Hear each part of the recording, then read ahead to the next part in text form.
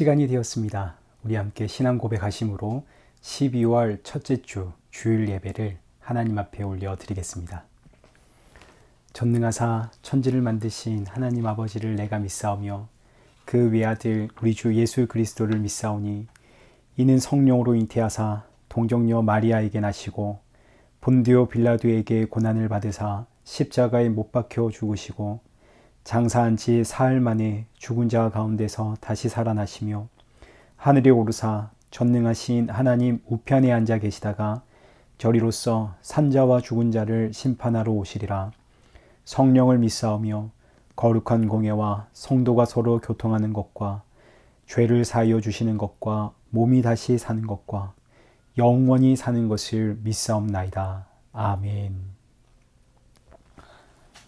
교독문 117번을 우리 함께 교독하시겠습니다.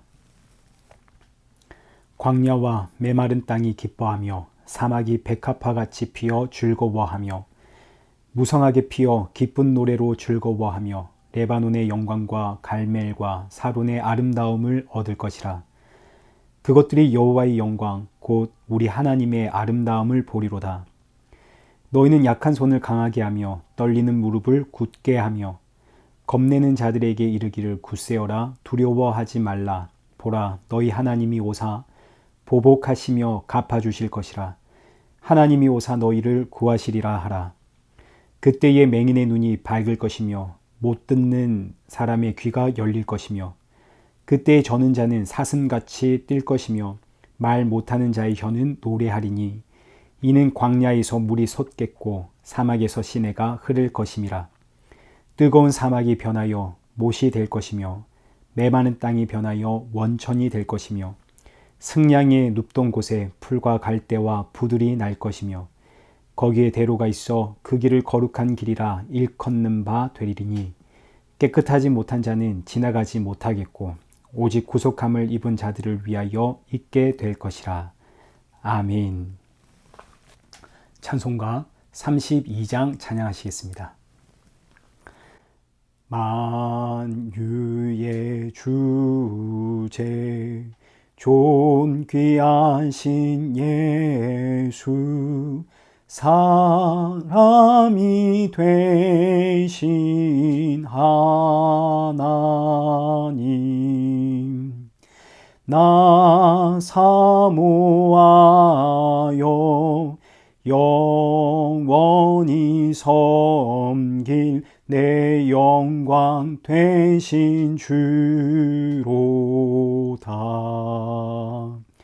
화려한 동산 무성한 저수목 다 아름답고 묘하나 순전한 예수 더 아름다워 봄 같은 기쁨 주시네. 광명한 해와 명랑한 저 달빛 수많은 별들 빛나나 주 예수 빛은 더 찬란하여 참 비교할 수 없도다. 아멘.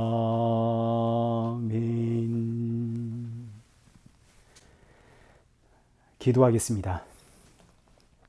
살아계신 하나님 아버지, 이 귀한 날 예배 드릴 수 있음에 감사드립니다.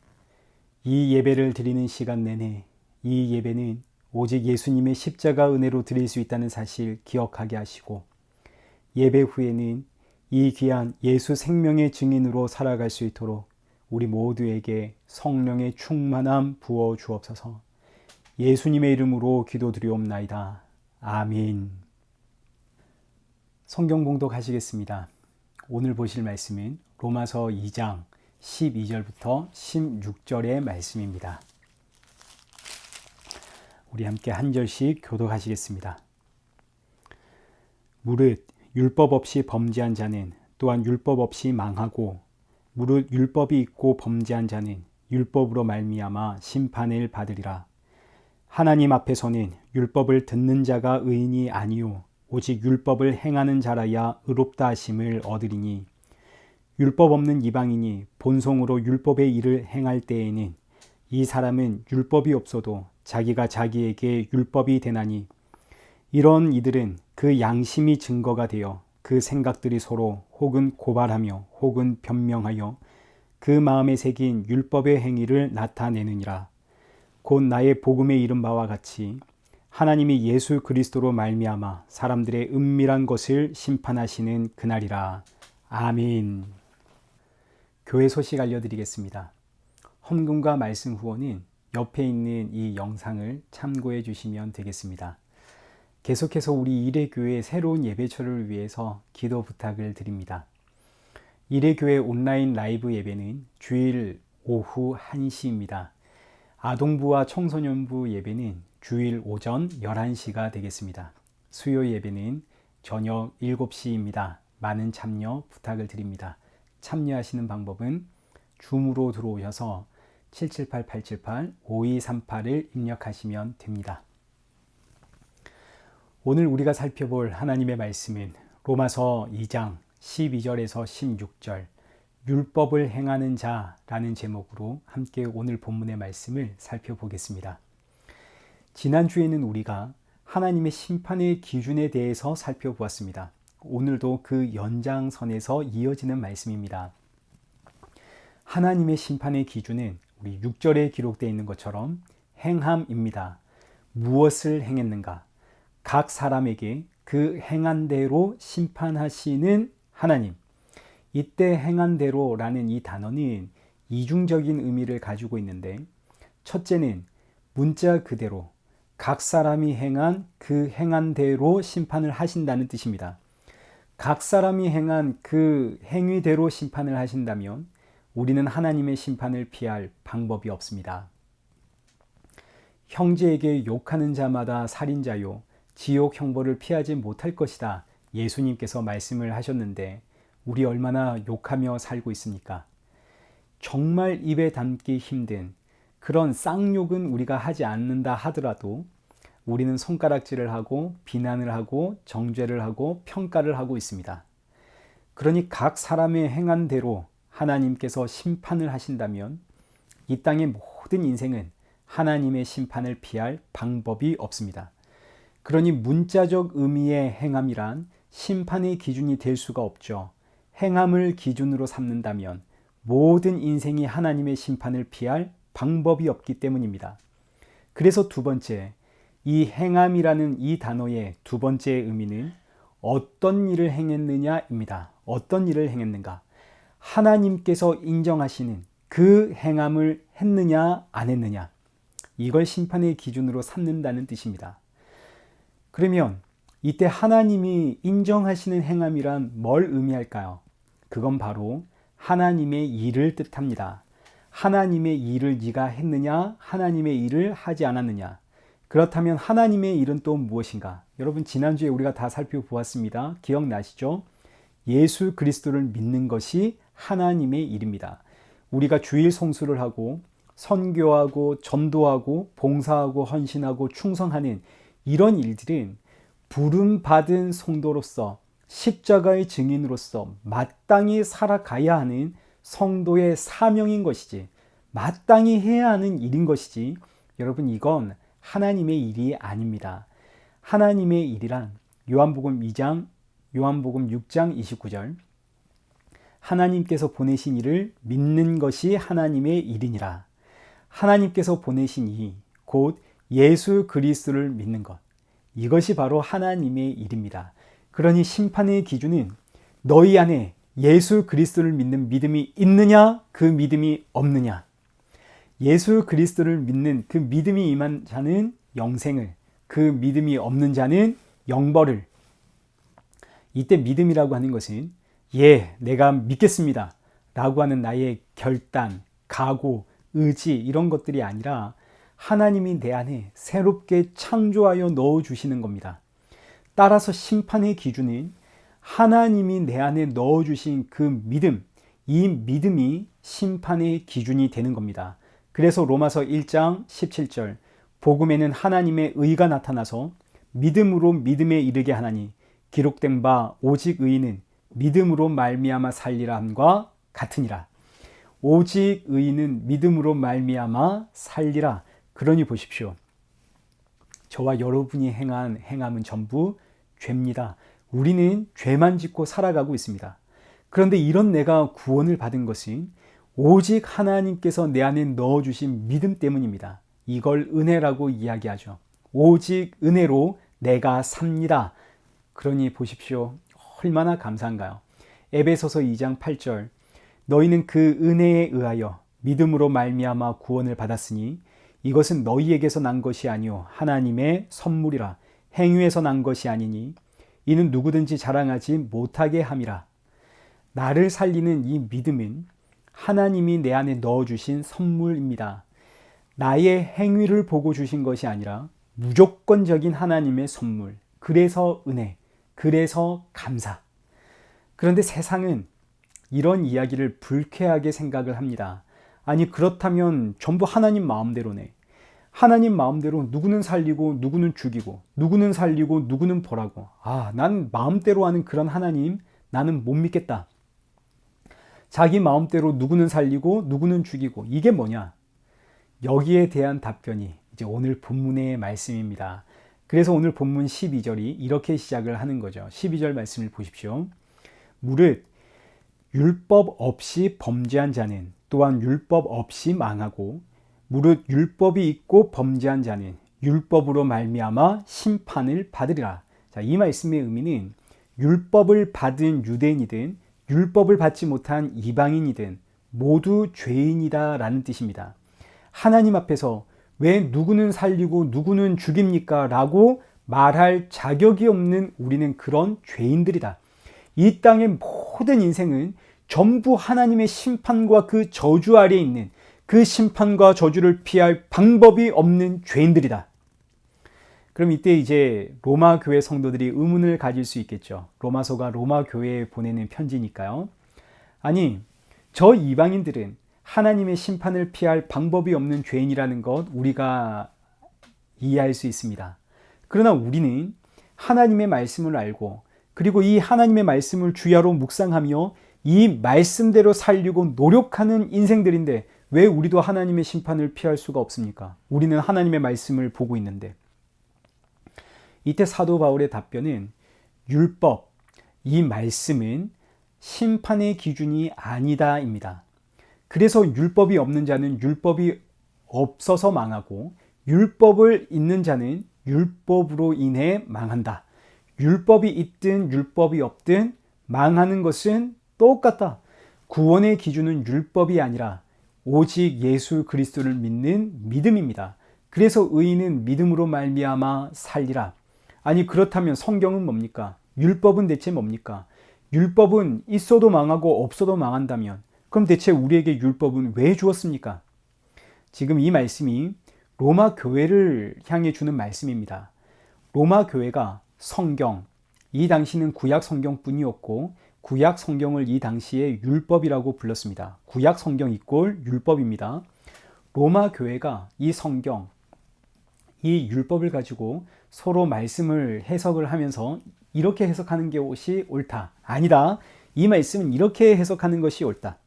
이 말씀은 이렇게 우리 삶에 적용하는 것이 옳다. 아니다. 이 말씀은 이렇게 적용하는 것이 옳다. 서로 지금 분쟁이 일어나고 있는 중입니다. 사도 바울이 로마 교회를 향해 이 율법, 이 성경을 가지고 서로 옳다 그르다 그렇게 하지 마라. 싸우지 마라. 이 율법은 망할 뿐이다. 이 성경으로는 망할 뿐이다. 충격적인 이야기를 지금 하고 있는 중입니다. 오늘 우리는 이 성경 말씀을 신성시하는 경향이 있습니다. 왜냐하면 이거 하나님이 우리에게 주신 말씀이기 때문에 이 성경 말씀대로 살아야 복도 받고 구원도 받고 이건 구원의 향하는 책입니다. 근데 지금 사도 바울의 이야기는 이 율법, 이 성경으로는 너희가 망할 뿐이다. 세상에 이게 무슨 말도 안 되는 소리입니까? 당연히 이런 질문이 나오겠죠. 아니 그러면 우리에게 성경은 왜 주었대? 성경 말씀대로 살아도 망한다면 그럼 성경은 대체 왜 주었습니까? 여기에 대한 사도 바울의 답변이 13절입니다. 하나님 앞에서는 율법을 듣는 자가 의인이 아니고 오직 율법을 행하는 자가 의인이다. 하나님 앞에서는 율법을 가졌다, 율법을 들었다. 오늘말로 하자면 구약 성경이죠. 구약 성경을 받았다, 구약 성경을 배웠다. 이게 지금 중요한 것이 아니라 성경 말씀을 내가 많이 안다, 내가 묵상하고 이 말씀대로 살아가고 있다. 이게 지금 중요한 것이 아니라 오직 율법을 행하는 자가 중요하다라는 뜻입니다. 그럼 율법을 행하는 것은 뭡니까? 앞서 보았듯이 행함이란 사람의 행함을 뜻하는 것이 아니라 하나님의 일을 행했느냐라는 뜻입니다. 율법, 이 성경 말씀을 그대로 지켰느냐, 지금 이게 중요한 것이 아니라 이 성경을 가지고 하나님의 일을 했느냐, 이게 중요하다는 이야기입니다. 이 성경의 말씀은, 보십시오. 이 성경의 말씀은 이렇게 해석하는 게 맞습니다. 아닙니다. 이 성경의 말씀은 이렇게 해석하는 게 맞습니다. 이 성경은 이렇게 적용하는 게 맞습니다. 아닙니다. 이 성경은 이렇게 적용하는 게 맞습니다. 이렇게 성경의 적용과 해석이 중요한 것이 아니라 이렇게 해석과 적용은 하나도 중요한 게 아닙니다. 중요한 것은 뭐냐면 이 성경 말씀을 가지고 하나님의 일을 했느냐, 이게 중요한 겁니다. 그러면 성경을 가지고 하나님의 일을 했느냐, 이게 뭡니까? 하나님의 일이 뭔가요? 앞서 살펴보았죠. 하나님의 일이란 요한복음 6장 29절 하나님이 보내시니 곧 예수 그리스도를 믿는 것, 이게 하나님의 일입니다. 성경을 통해서 예수 그리스도를 믿는 것, 이것이 중요한 겁니다. 성경을 가지고 이 본문을 히브리어 헬라어로 그 단어 하나하나를 파싱을 해서 아, 이게 이런 뜻이구나, 여러분 이게 이런 뜻입니다, 이렇게 해석을 하고 이렇게 적용을 하고, 이게 중요한 것이 아니라 이 본문을 통해서 예수 그리스도를 발견하는 것, 그 예수를 믿는 것, 이것이 성경을 주신 이유고 목적입니다. 사도 바울도 과거에는 율법을 지켰다는 것, 이걸 중요시하게 생각을 했습니다. 그래서 사도 바울의 자랑이 나는 율법을 받은 하나님의 백성이요, 율법을 흠이 없이 지켜내는 바리새인 중에 바리새인이다. 사도 바울의 자랑이었죠. 그런데 이 사도 바울이 다메섹 도상에서 예수님을 만나자 깨닫게 되는 게 뭡니까? 로마서 3장 20절 그러므로 율법의 행위로 그의 앞에 의롭다 하심을 얻을 육체가 없나니 율법으로는 죄를 깨달음이니라. 율법의 행위로 하나님 앞에 의롭다 칭찬받을 인생은 아무도 없습니다. 율법의 행위로는 망하는 겁니다. 율법으로는 답이 없습니다. 성경 말씀 있는 그대로 지키며 삽시다, 이걸로는 답이 없습니다. 그럼 율법은 대체 뭡니까? 율법은 첫째, 우리로 하여금 죄를 깨닫게 하는 것이 율법입니다. 이것이 예수님을 만난 이후에 사도 바울이 깨닫게 된 구약 성경, 율법입니다. 예수님을 만나기 전에는 사도 바울도 이 성경, 이 율법을 가지고 죄를 발견하지 못했습니다. 내가 잘났다라는 것을 증명했을 뿐입니다. 자, 예를 한번 들어보겠습니다.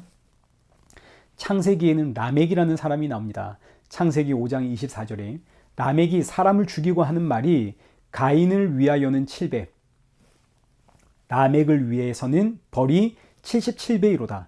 이거 지금 복수심에 대한 이야기입니다. 날 건드리지 마. 날 건드리면 내가 77배로 갚아줄 거야. 날 건드리지 마. 날 건드리면, 가인을 건드리면 하나님이 벌을 7배 준다고 했지만 날 건드리면 하나님이 벌을 77배로 너희에게 갚아줄 거야. 이 사건을 통해서 우리는 라멕이 얼마나 악한 사람인지를 알게 됩니다. 라멕은 정말 악한 사람이구나. 복수심에 불타는 사람이구나. 그런데 이 사건을 나에게 적용하지는 않습니다. 사실 우리 안에는 어마어마한 복수심이 자리 잡고 있습니다. 특히 목회자 안에 복수심이 있습니다. 제가 어릴 때부터 들어왔던 말이 주의 종을 잘 섬겨라입니다. 주의 종을 잘 섬기십시오. 주의 종을 잘 대접하면 하나님께 복을 받습니다. 그런데 주의 종을 대적하면 하나님께 저주와 심판을 받습니다. 자, 여러분도 이런 말 다 한 번씩 들어보셨죠? 이거 라멕의 이야기하고 뭐가 다른지 한번 빨리 생각해 보십시오. 라멕이 날 건드리지 않은 하나님께 77배의 저주를 받을 것이야 라고 외쳤던 것과 주의 종이 성도들에게 여러분 주의 종을 대적하면 하나님께 벌 받습니다. 주의 종 대적하다가 인생 망한 인생들이 많습니다. 그럼 이게 라멕의 이야기하고 대체 뭐가 다릅니까? 똑같죠. 주의 종들이 주의 종 대적하지 말라고 가르쳐 왔습니다. 주의 종이라 불리우는 목사조차 그 안에 어마어마한 불수심이 자리 잡고 있다는 뜻입니다. 날 건드려봐. 나 주의 종이야. 주의 종 잘 섬겨야 복받지. 날 잘 대접해야 복받지. 나를 대적하면 하나님께서 그 인생 가만두지를 않아. 라멕의 이야기 아닙니까? 여러분, 목회자 안에도 이런 복수심이 있다는 이야기입니다. 성경을 그렇게 보면서도 라멕의 이야기를 그렇게 설교했음에도 불구하고 내 안에 있는 그 복수심이 죄라는 것을 발견하지 못합니다. 성경에 통달한 사도 바울 보십시오. 살기 등등해서 예수 믿는 사람들 잡아 죽이러 가면서도 그게 죄라는 사실을 전혀 인지하지 못하고 있습니다. 그런데 예수님을 만납니다. 예수님을 만나자 그때 비로소 깨닫게 되는 것이 나는 살인자구나. 나는 끔찍한 죄인이구나. 내 안엔 어마어마한 복수심이 있구나. 예수님을 만날 때 그때 비로소 내가 얼마만큼의 죄인인지, 얼마나 악한 죄인인지를 깨닫게 되죠. 율법, 이 성경은 그때 비로소 이 말씀들은 지키는 것이 중요한 게 아니라 죄를 깨닫게 하는 도구이구나. 그래서 13절, 율법을 행하는 자는, 여기서 단순히 율법을 행하는 자가 아니라 율법을 통해서 하나님의 일을 하는 자. 이때 하나님의 일이란 뭐라고요? 하나님이 보내시니 곧 예수 그리스도를 믿는 자. 자, 그러니까 율법에는 두 가지의 의미가 있습니다. 첫째는 율법, 이 성경을 통해서 죄를 알아라. 둘째는 예수 그리스도.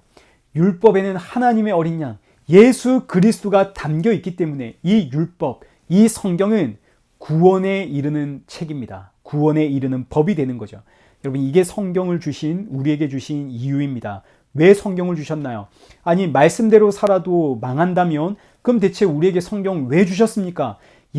성경을 주신 이유는 오직 예수님만이 길이요 진리요 생명임을 알리기 위해서 우리에게 성경을 주었습니다. 성경을 주신 이유는, 이 말씀을 주신 이유는 너 말씀대로 살아라 하고 주신 것이 아니라 이 말씀을 통해서 왜 너는 심판받아야 하는 죄인인지를 깨닫고 이런 널 구원하신 너의 유일한 소망은 오직 예수 그리스도 뿐이라는 것을 알아라 하고 주신 것이 성경입니다. 여러분, 성경을 주신 이유는 말씀대로 살아라고 주신 것 아닙니다. 꼭 기억하십시오.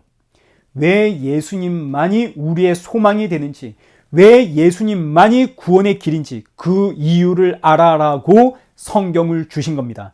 그러니 성경을 통해서는 예수님만이 길이요 진리요 생명이구나. 여러분, 이걸 알아야 되는데, 자, 여러분, 오늘 하나님이 우리에게 이런 말씀 주셨습니다. 한 주간 이런 말씀으로 이 말씀대로 사십시오. 성경 말씀을 지키며 사십시오. 여러분, 이래서는 안 되는 겁니다. 왜요? 성경을 가지고 하나님의 말씀대로 살자. 이건 바리새인들의 이야기입니다. 이미 바리새인들이 그 일을 다 해왔습니다. 하나님께 칭찬 받았나요? 아닙니다. 유대인들의 이야기고 바리새인들의 이야기고. 저도 예전에는 여러분 하나님의 말씀대로 삽시다 하고 목이 터져라 외쳤던 목사였습니다. 근데 이제는 알죠. 아무리 하나님의 말씀대로 살아도 우리는 망합니다. 왜요? 우리는 말씀대로 못 사는 인생이거든요. 성경은 말씀대로 살아라 외치는 책이 아니라 봐라, 너는 죄인이기에 예수 외엔 소망이 없다 하는 것을 가르치는 책이 성경입니다. 여러분, 왜 성경을 우리에게 주셨다고요? 오직 예수님만이 길이요 진리요 생명이요 이 땅의 유일한 소망임을 알리기 위해서 우리에게 성경을 주셨습니다. 자, 그럼 이제 13절 말씀이 이해가 되시죠? 율법이 있어도 망하는구나.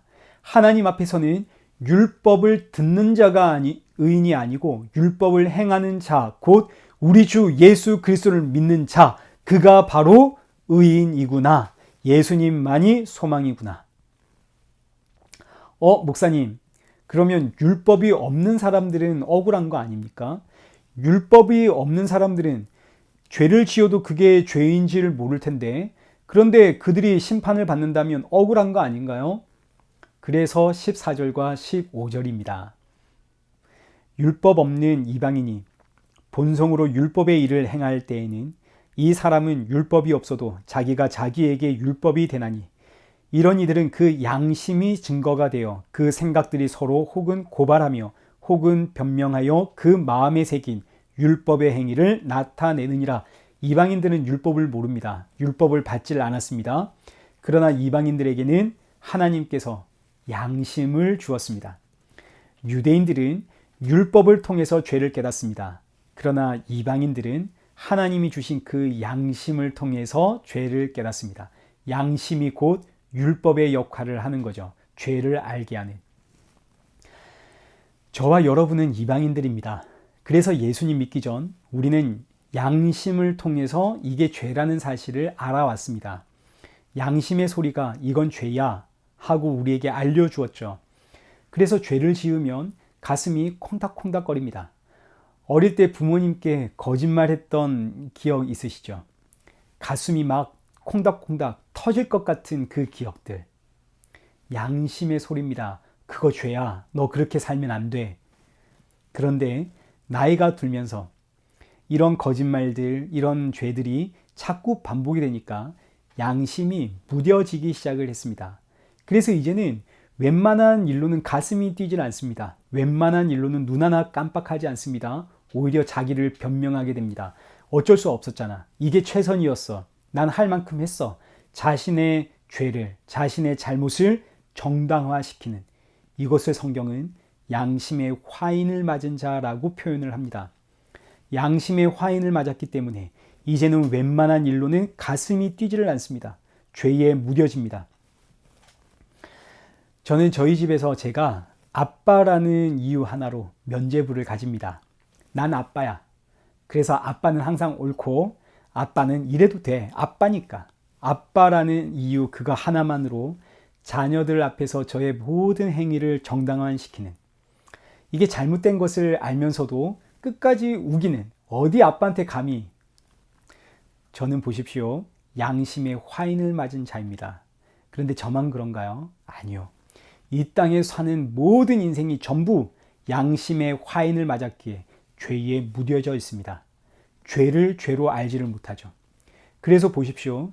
율법을 받은 자는 율법이 너는 죄인이야 라고 고발을 하고, 율법을 받지 못한 이방인들에게는 양심이 너는 죄인이야 라고 고발을 하는데, 율법이 고발을 함에도 양심이 고발을 하고 있음에도 불구하고 우리는 점점 완악해져서 죄에 무뎌져서 우리는 그 소리에 귀를 기울이지를 않습니다.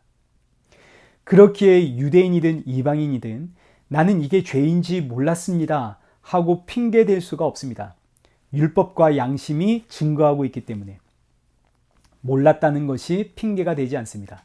자, 지금 여기 앞에 높은 절벽이 있다 하십시다. 이 절벽은 떨어지면 무조건 죽는 절벽입니다.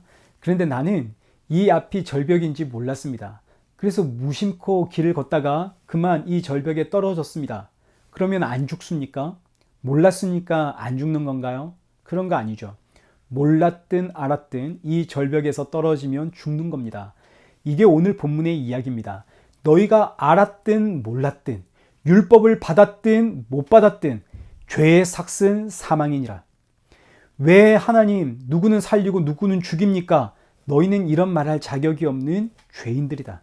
죄의 삭은 사망이요 너희는 하나님의 심판 피할 수가 없다. 그래서 오늘 본문 16절, 곧 나의 복음에 이른 바와 같이 하나님이 예수 그리스도로 말미암아 사람들의 은밀한 것을 심판하시는 그날이라. 이 땅의 모든 사람은 예수 그리스도로 말미암아 심판을 받는다는 뜻입니다. 예수 그리스도가 심판의 기준입니다.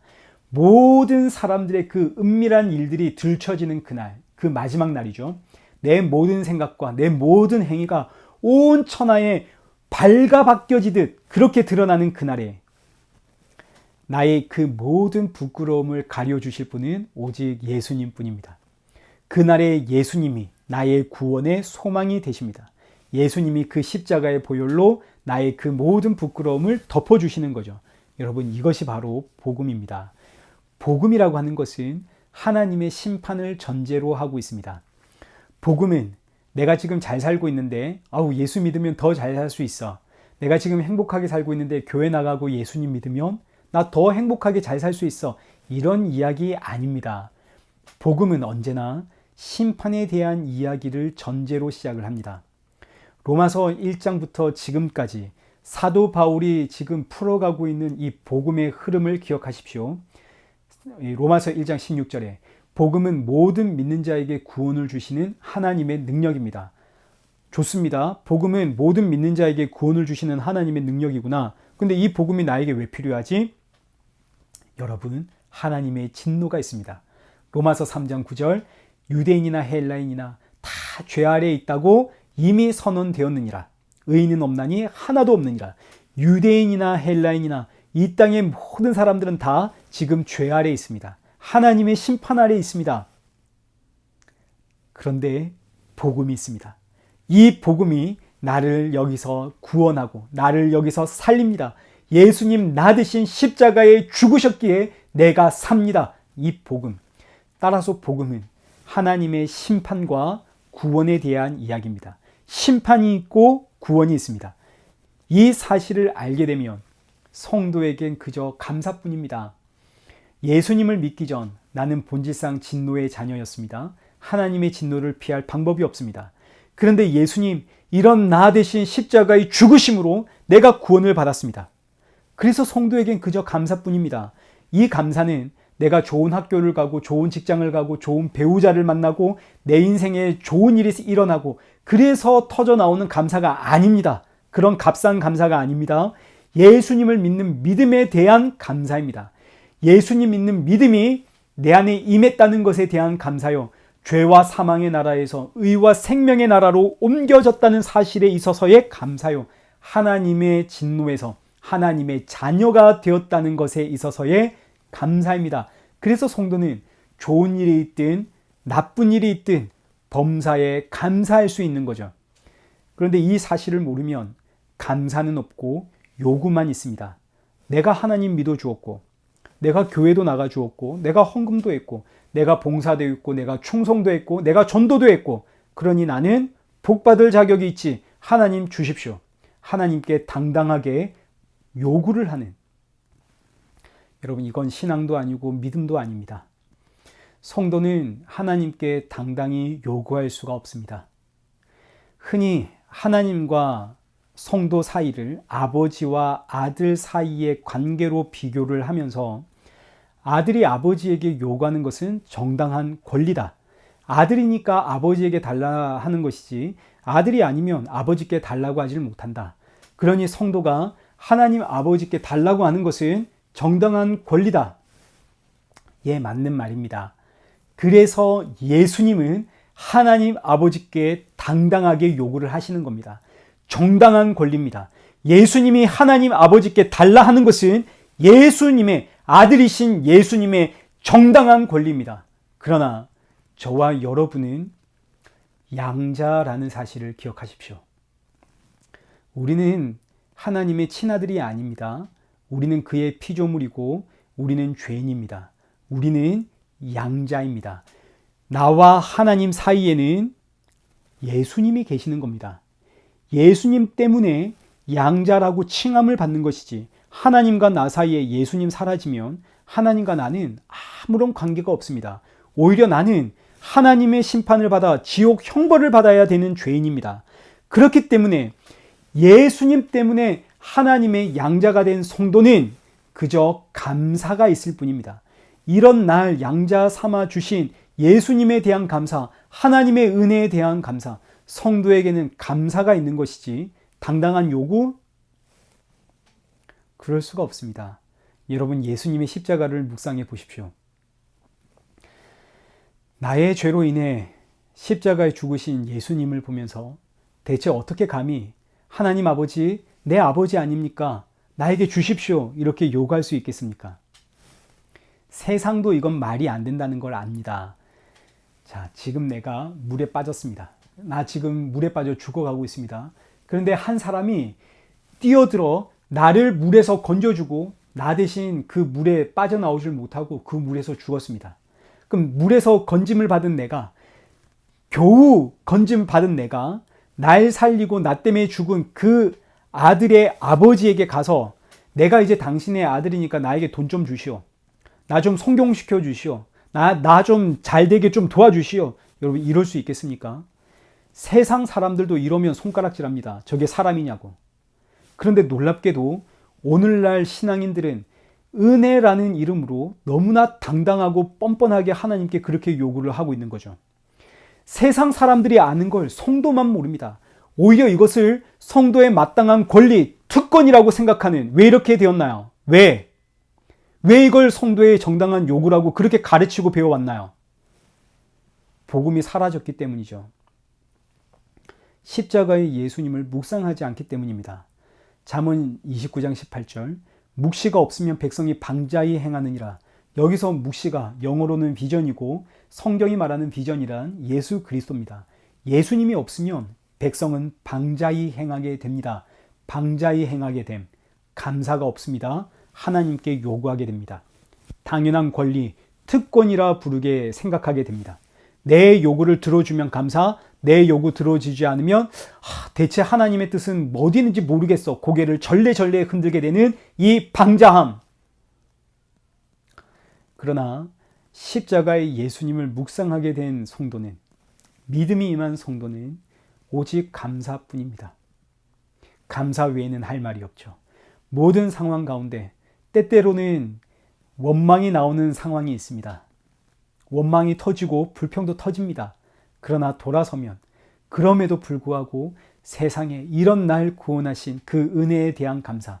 나는 이렇게 돌아서면 이 환경 때문에, 이 문제 때문에 금세 불평과 원망이 터져 나오는 인생인데, 이런 날 그럼에도 불구하고 내 구원해 주신 그 예수님께 감사. 그래서 성도는 범사에 감사. 이 감사가 날마다 우리의 삶 가운데 진솔하게 터져 나오는 그런 저와 여러분 되시길 축원합니다.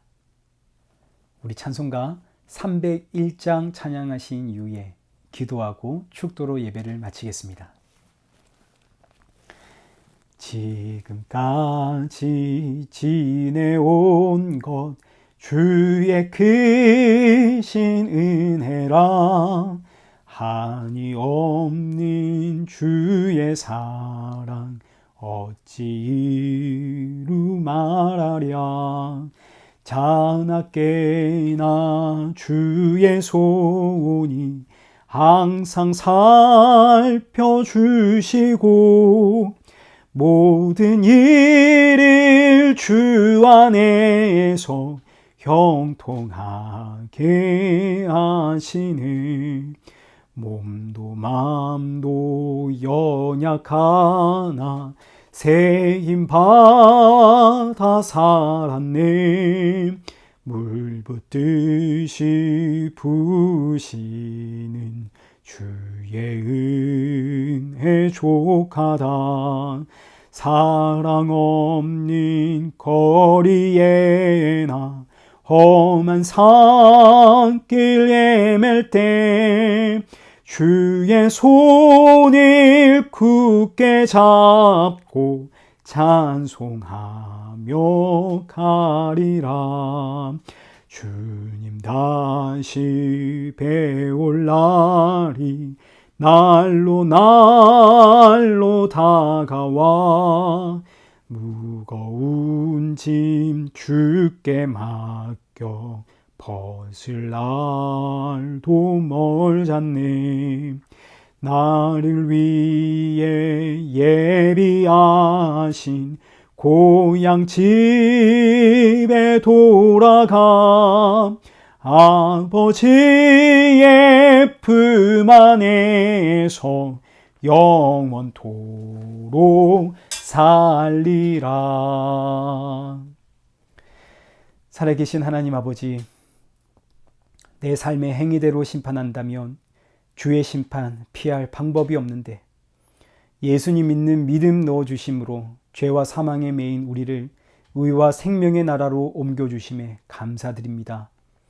때때로 어렵고 힘들고 나를 정말 너무나 지치고 낙담하게 만드는 그런 상황 속에서 그럼에도 불구하고 이런 날 구원하신 예수 그리스도의 그 십자가의 은혜를 바라볼 때에 그저 감사만이 터져 나오는 성도가 되도록 우리 모든 성도들의 마음에 그 십자가의 은혜가 충만케 하여 주옵소서.